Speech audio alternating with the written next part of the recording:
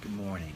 Happy Sunday morning to you all. It's the Spaniard here in the Casa de Spaniard in my home, bringing to you daily reading numero, I believe it's numero 10, number 10.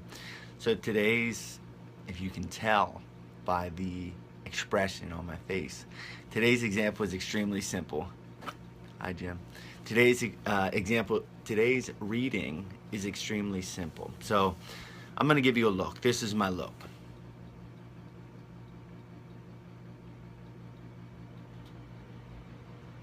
About 15 years ago, I was in Spain. I was doing my first trip overseas.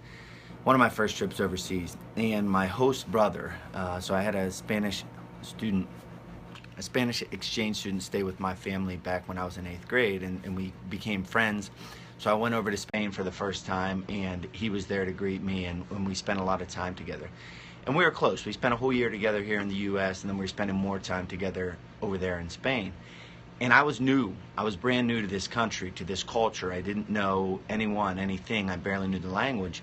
And after a while, I would say maybe a few days to a week, my friend Luis, he said to me, and I'll edit it a little bit, but he said, "Charlie, why do you look so ticked off all the time? Why do you look so mad?" And it was this look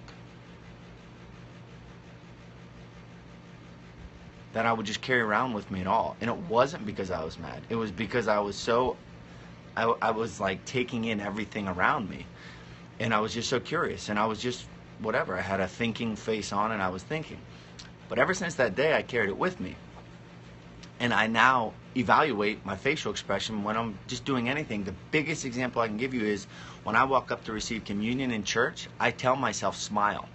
Because maybe the whole church is looking at you and they see a miserable, mad human being. So put a smile on your face. The title of today's video is called "The Easiest, Cheapest Way to Brighten Someone's Day." And that's by doing just that, smiling. It's cheap. It's effective. The entire chapter today talks about doing that, talks about smiling. And it talks about not only the influence it has on other people, but also the influence it has on yourself. For example, I was in a room yesterday, and I was doing an event for authors, a Meet the Author event, and I got there, and we were all just sitting there, and nobody was saying a word. It was like we were in an elevator. And I'm not going to sit here and say that I brought the whole room up to this row, this rah, etc. But I did make a decision to get up and walk around and shake everybody's hand and introduce myself and make a smile. So that was one step in the right direction. But not only does it influence other people, it also influences yourself. And I'm going to read this straight so I don't mess it up. But it says, "Action seems to follow feeling, but really action and feeling go together. By regulating the action," smiling, "which is under more direct control of the will, we can indirectly regulate the feeling, which is not." What that is saying is this: if you're miserable, you can tell yourself to feel better, or you can actually make yourself feel better. And by making yourself feel better, by smiling, which is under your control, you will then affect how you actually feel. Your feeling. You'll start to feel happier. So remember, the cheapest, easiest way, and I'll end it with that. There's more I could talk about, but I think that's pretty simple. It's a Sunday. It's a fun day. So take that with you. Go out, smile, pay attention to how you carry yourself, how you carry your facial interactions. I will do the same.